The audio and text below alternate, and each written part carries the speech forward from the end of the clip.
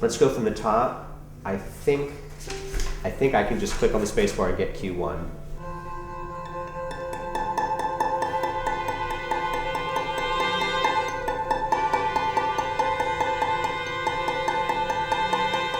It's notated in such an odd way.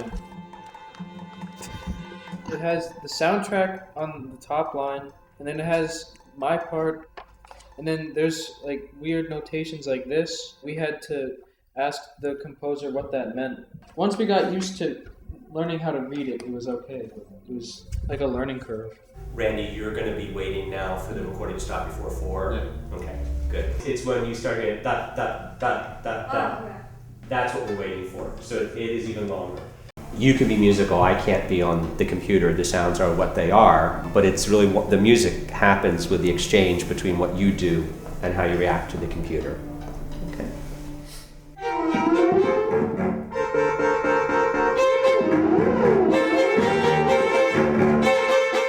Rehearsing it by ourselves as a quartet is fine, Yeah. but when we add the speakers, the electronic portion, and especially since Gary, the conductor, is manually pressing each cue, which we have to cue, it's so hard to put together. I get confused sometimes because there's string sounds in that come out of the speakers, and I'm like, where is that coming from? Like, it's really weird. So what you're going to do is you're going to be giving a pre-concert performance.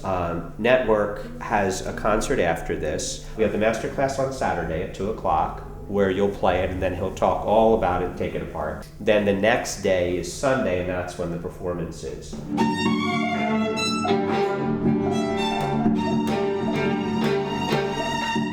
Van Stiefel has come to coach us a couple times.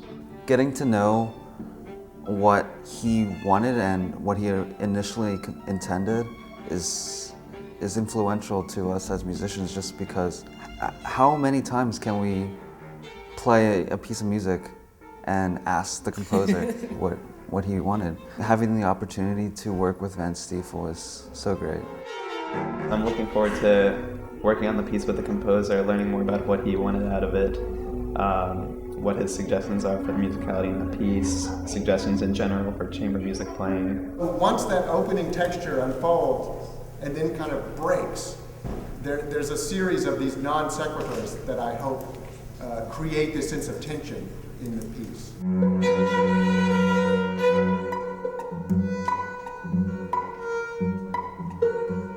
I think it's kind of weird sometimes to see that composer's a real person, just a regular guy. And they're like, oh, I'm gonna go eat some lunch now. You're like, wow.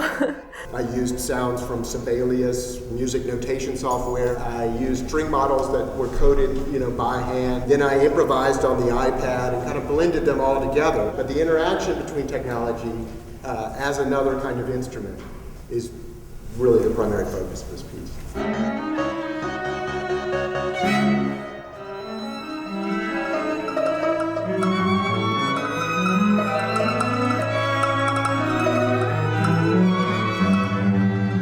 Once you play different types of music, like this electronic music, and then all the way back to all the different eras, classical, romantic, etc.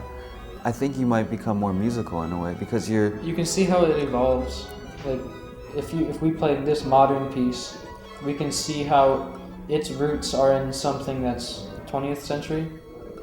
And we can see how the things that are 20th century have their roots in 19th century. Right. So we can see how everything evolves, and like you said, it just helps us become more educated so we can be more artistic.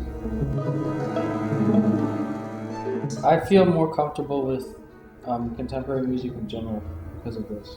It doesn't make me as nervous.